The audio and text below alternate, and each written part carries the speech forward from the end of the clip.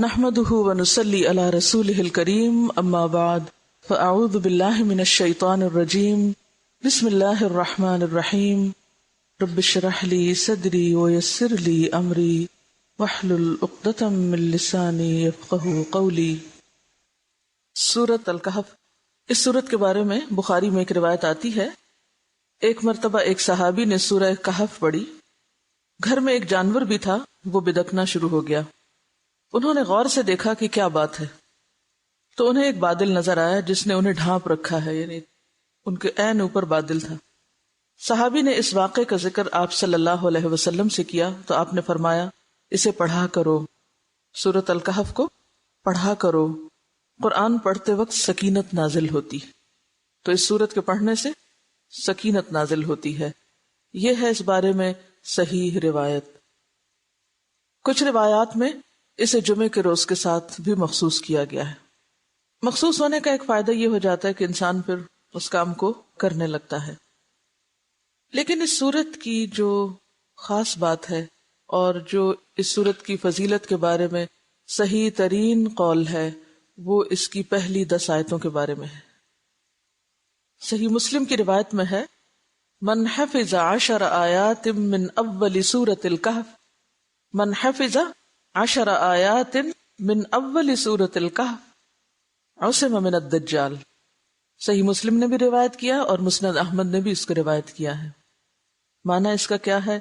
جس نے سورہ کہف کی ابتدا کی 10 آیتوں کو محفوظ رکھا، حافظہ، عام طور پر ہم اس کو صرف حفظ کرنے کے معنی میں، جو اردو میں حفظ کا معنی ہے وہ ترجمہ کرتے ہیں، تو حافظہ صرف رٹنے کے لیے نہیں ہوتا، وہ تو اس کا ایک حصہ ہے۔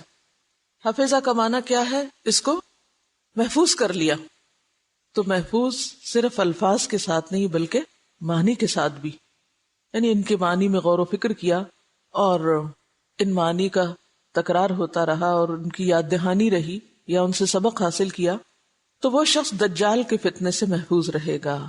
اب سوال یہ پیدا ہوتا ہے کہ وہ کیا بات ہے جو ان پہلی 10 آیتوں میں کہی گئی ہے جس کی بنا پر ان 10 آیتوں کو یاد کرنے والے، پڑھنے والے، سمجھنے والے اور اس کے سبق کو دہرانے والے کو اتنی بڑی بشارت دی گئی؟ یہ اتنی بڑی خوشخبری ہے کیونکہ زمین پر دجال سے بڑا فتنہ کوئی نہیں۔ ہر پیغمبر نے اپنی امت کو دجال کے فتنے سے خبردار کیا، آپ صلی اللہ علیہ وسلم نے بھی خبردار کیا، اور صحابہ کرام کو ایسی دعائیں سکھائیں جن میں دجال کے فتنے سے بچنے کے لیے بھی دعا ہے۔ اور پھر ان آیات کے بارے میں بھی یہ بتایا کہ جو ان کو یاد رکھے گا وہ بھی اس بڑے فتنے سے محفوظ ہو جائے گا۔ تو کیا یہ کوئی معمولی سی بات ہے؟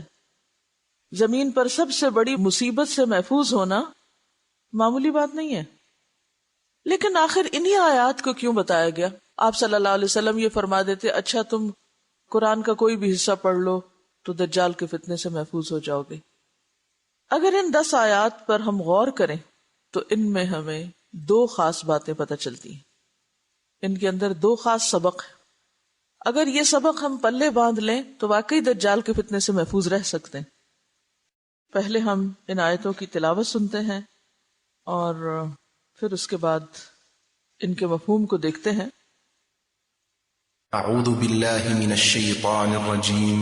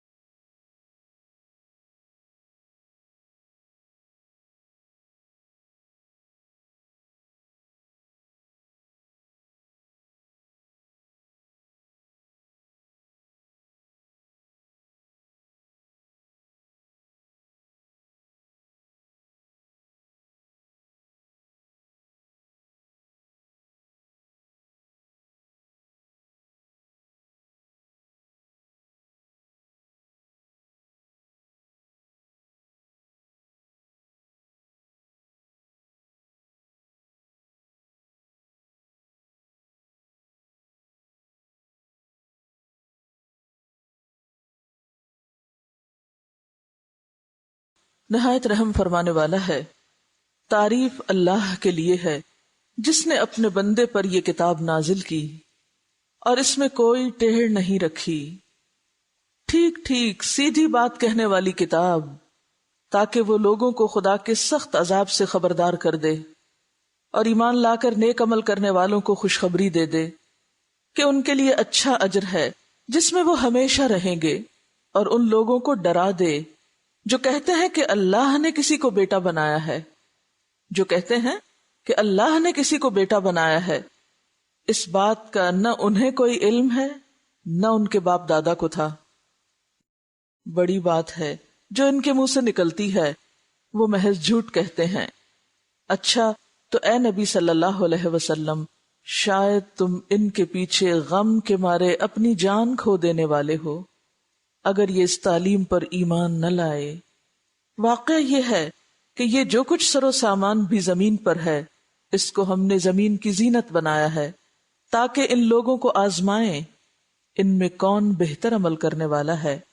آخر کار اس سب کو ہم ایک چٹیل میدان بنا دینے والے ہیں۔ کیا تم سمجھتے ہو کہ غار اور کتبے والے ہماری کوئی بڑی عجیب نشانیوں میں سے تھے؟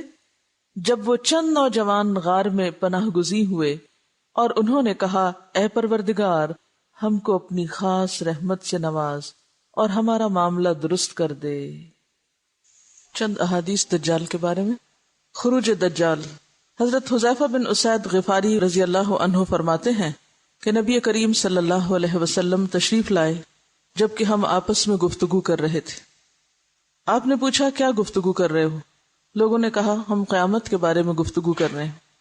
آپ نے فرمایا، قیامت ہرگز قائم نہ ہوگی جب تک تم قیامت سے پہلے 10 نشانیاں نہ دیکھ لو۔ پھر آپ نے فرمایا، دھواں، دجال، دابۃ الارض، سورج کا مغرب سے طلوع ہونا، عیسیٰ ابن مریم کا نزول، یاجوج و ماجوج، 3 جگہ زمین کا دھسایا جانا، مشرق میں، مغرب میں اور جزیرۃ العرب میں، اور سب سے آخر میں یمن کی طرف سے ایک آگ نکلے گی جو لوگوں کو محشر میں اکٹھا کر دے گی۔ مسیح دجال تمام دجالوں اور کذابوں کا سردار ہوگا۔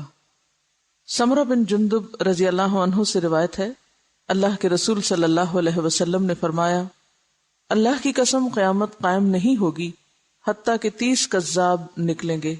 سب سے آخری دجال ہوگا جس کی بائیں آنکھ ممسوح العین یعنی کانی ہوگی۔ یعنی اور بھی بہت سے لوگ جھوٹ کے دعوے دار ہوں گے، لیکن ان سب میں بڑا فتنہ دجال ہوگا۔ اور یہ جو بات کی گئی کہ ممسوح العین ہوگا، اس سے پتہ چلتا ہے کہ انسان ہی ہوگا وہ۔ حضرت عمران بن حسین فرماتے ہیں کہ میں نے اللہ کے رسول سے سنا کہ پیدائش آدم سے قیامت تک دجال سے بڑا کوئی فتنہ نہیں۔ مسلم کی روایت ہے۔ پھر یہ کہ دجال بہت غصے کے ساتھ نکلے گا جب لوگوں کے سامنے آئے گا۔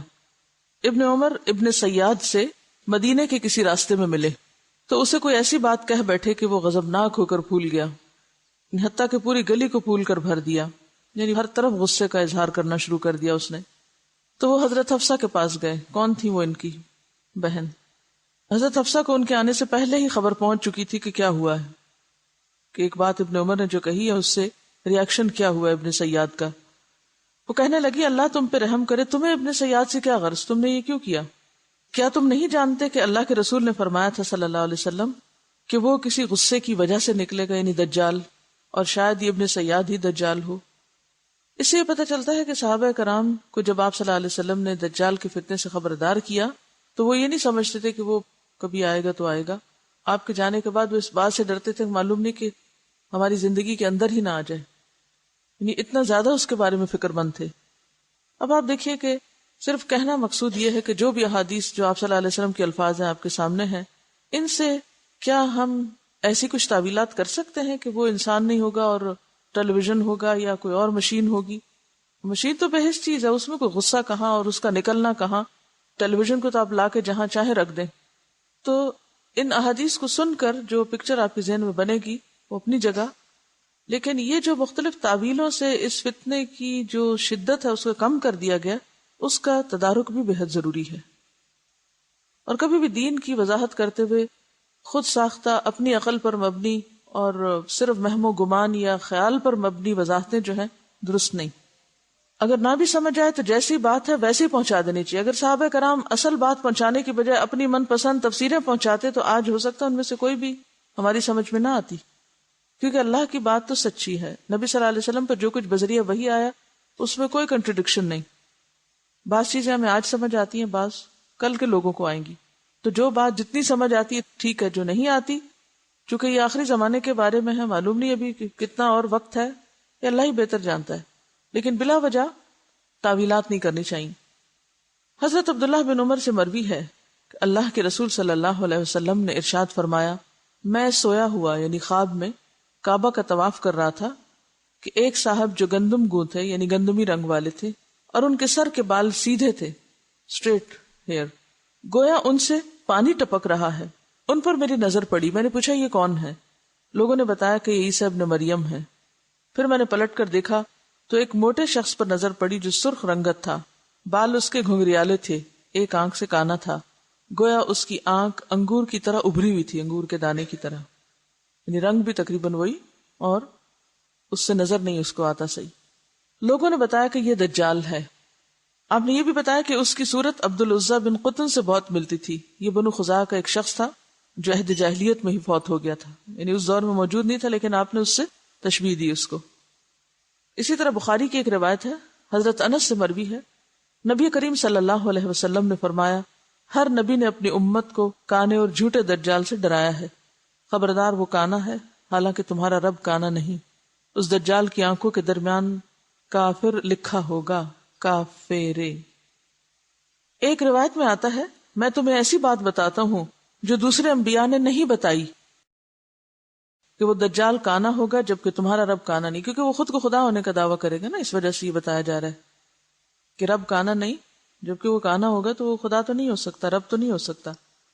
حضرت انس بن مالک سے مروی ہے کہ اللہ کے رسول صلی اللہ علیہ وسلم نے ارشاد فرمایا، دجال کانا ہے، اس کی آنکھوں کے درمیان کافر لکھا ہوگا.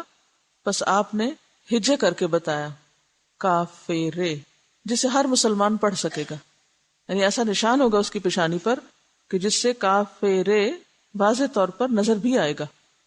ایک اور روایت میں ہے کہ اسے ہر مسلمان پڑھ سکے گا، خواہ وہ پڑھا لکھا ہو یا ان پڑھ ہو، تو اپنے ایمان کی وجہ سے اس تحریر کو پہچان لے گا.